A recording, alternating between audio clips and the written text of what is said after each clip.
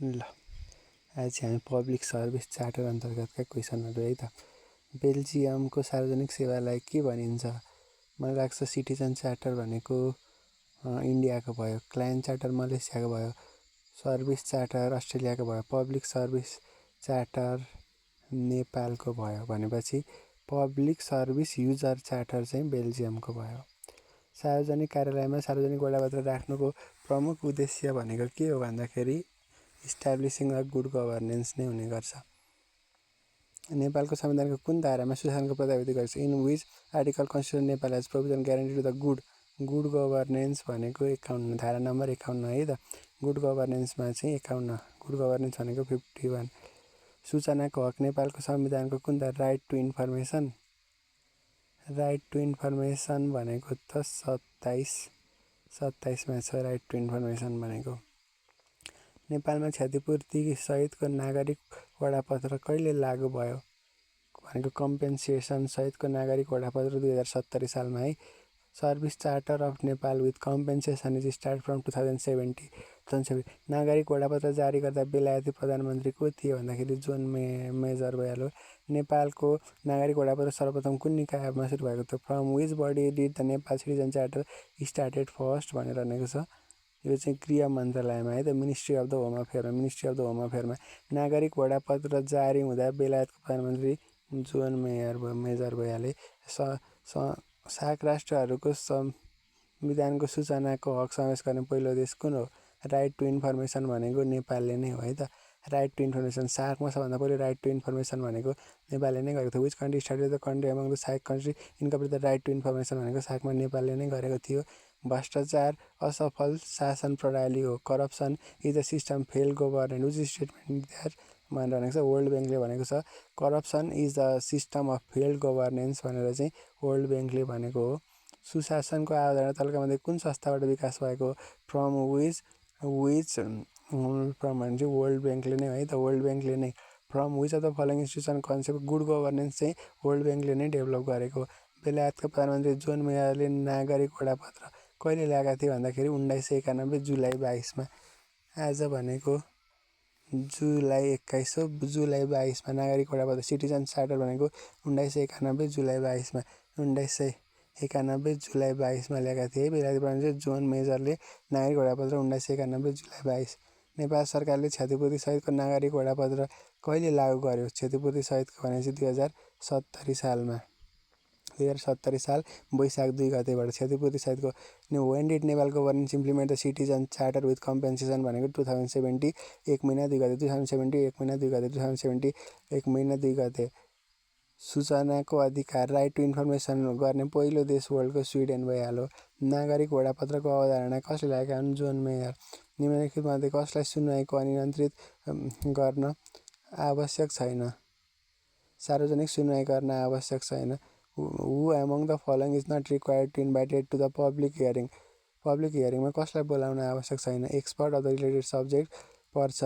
Representative of the civil society पर्छ। Internal अडिटरलाई चाहिँ पर्दैन। स्थानीय निकायको पदाधिकारीलाई लोकल चाहिन्छ, तर इन्टरनल अडिटरलाई चाहिँ पब्लिक सर्भिसको सुनवाईमा चाहिँ आवश्यक पर्दैन। नेपालको संविधानको धारा सूचनाको हक भनेको 27मा रहेको छ राइट टु इन्फर्मेसन। नेपालको सार्वजनिक निकायको नागरिक वडापत्र उल्लेख भएका छन् तल्कामध्ये कुन कुन कुरा हुन्? Among which of the following is not mention in the citizen charter of the public agency of the Nepal भनेको छ। आवश्यक कागजात र शुल्कहरू, सम्बन्धित कर्मचारीको सम्पर्क नम्बर, प्रदान गरिएको सेवा लाग्ने समय, गुनासो, सम्बन्धित कर्मचारीको सम्पर्क र number, contact number of relative staff चाहिँ छैन। नेपालको सार्वजनिक निकायले नागरिक वडापत्रमा उल्लेख नभएका कुराहरू निम्न कुन छ? Among which of the following is not mention in the citizen charters of the public agency of Nepal भनेको number, contact number of the relative staff. के चाहिँ हुन्छ? रिक्वायर्ड डकुमेन्ट एन्ड फी हुन्छ। ग्लिभरेन्स हियरिङ अफिसर, गुनासो सुन्ने अधिकारी हुन्छ। प्रदान गरिने सेवा लाग्ने समय, service to be provided and time taken पनि हुन्छ। नेपालमा नागरिक वडापत्र कहिले लागू गरेको थियो भन्दाखेरि 2056 सालमा। When did Nepal introduce the citizen charter? क्षतिपूर्ति सहितको चाहिँ 70 1 महिना 2 गते। अनि नागरिक वडापत्र लागू चाहिँ 2056 सालमा। 2056 सालमा 1991 नागरिक वडापत्र लागू गर्ने विश्वको पहिलो देश भनेको त हाम्रो युके भइहाल्यो।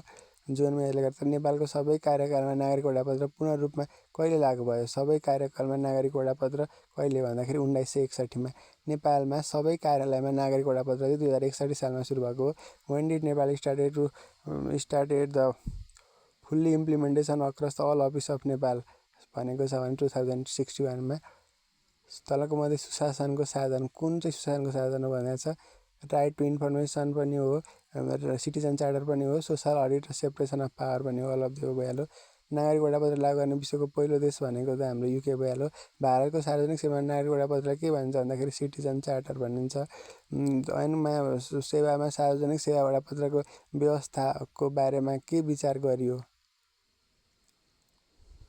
Right to Information Good Governance Act 2064 in which act the constituted about the provision for the public service charter is made भनेको छ गुड गभर्नेन्स एक्ट 2064 भनेर भयो। सार्वजनिक निकायमा नागरिक वडापत्र राख्ने व्यवस्था कुन कानुनले गरेको छ भन्दाखेरि गुड गभर्नेन्स 2064। नेपालको डिजिटल नागरिक वडापत्र कुन जिल्लाबाट सुरु भएको? Which of the district Nepal citizen charter? Nepal citizen charter भनेको चाहिँ हाम्रो रुकुमबाट है त।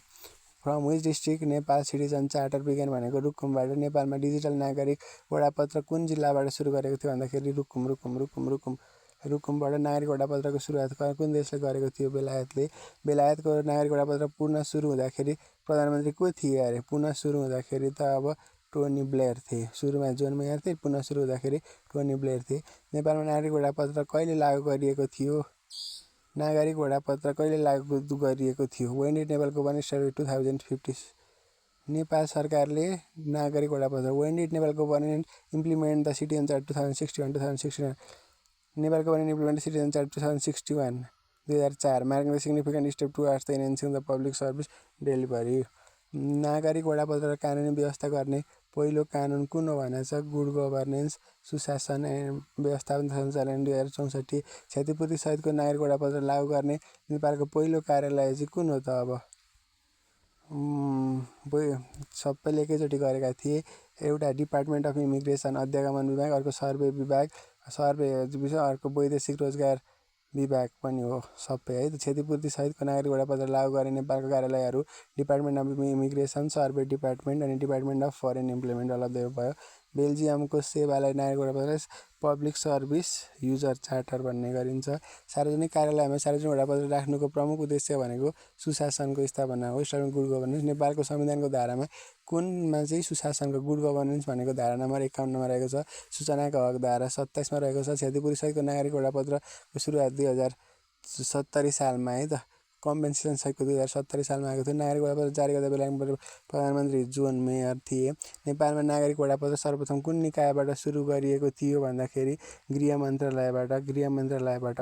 नागरिक वडापत्र जारी गर्दा बेलायतको प्रधानमन्त्री को थिए भन्दाखेरि जोन मेयर थिए। सार्क राष्ट्रहरूको संविधानमा सूचनाको हक समावेश गर्ने पहिलो देश भनेको नेपाल नै हो।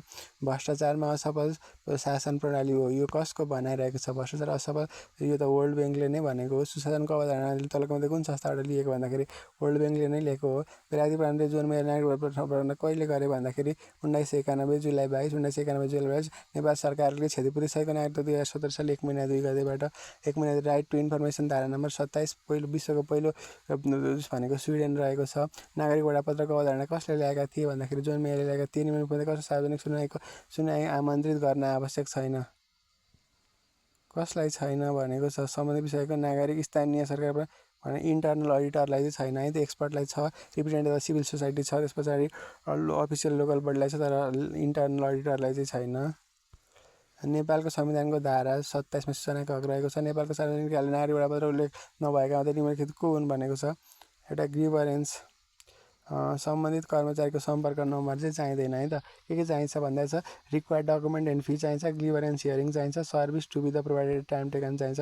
नेपालमा नागरिक वडापत्र लागू नेपालले नागरिक वडापत्र लागू कहिले गर्यो? 2056 सालमा लागू गर्यो।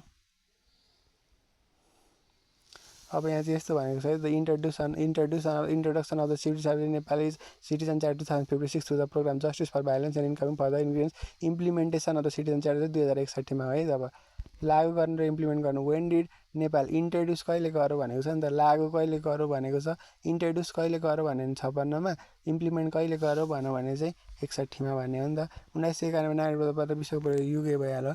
नेपालको सबै कार्यालयमा नागरिक पत्र पूर्ण रूपमा कहिले लागू भयो भनेको छ, यो चाहिँ हाम्रो 2061 सालदेखि 2061 सालदेखि चाहिँ नेपालको सबै कार्यालयमा पूर्ण रूपमा लागू भयो। त्यो इम्प्लिमेन्टको कुरा चाहिँ 61 भयो। तलको मध्ये सुशासन कुन सुशासनको साधन हो भनेको छ, सबै हुन्छ। Right to information, citizen charter, social audit and the separation भनेर भन्न सक्यो। नागरिक पत्र लागू गर्ने विश्वको पहिलो देश भनेको चाहिँ हाम्रो युके भइहाल्यो। भारतको सार्वजनिक सेवामा नागरिक भनेको सिटिजन चार्टर, इन्डियाकोलाई सिटिजन चार्टर भन्छ, मलेसियाकोलाई क्लाइन्ट चार्टर भन्छ, अस्ट्रेलियाकोलाई सर्भिस चार्टर भन्छ, बेल्जियमकोलाई पब्लिक सर्भिस चार्टर भन्छ, नेपालको जस्तै हो, नेपालकोलाई पब्लिक सर्भिस चार्टर भन्छ।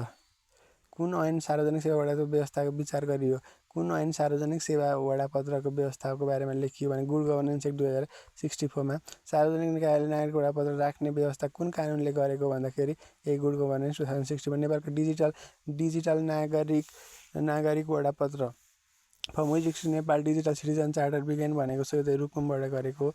नागरिक वडापत्रको सुरुवात कुन देशबाट भएको थियो भन्दाखेरि त यो चाहिँ बेलायत भइहाल्यो। बेलायती प्रधानमन्त्री पुनः हुँदाखेरि चाहिँ टोनी ब्लेयर। यसरी हामीले सबै क्वेसनहरू सक्यौँ पब्लिक सर्भिस चार्टरका।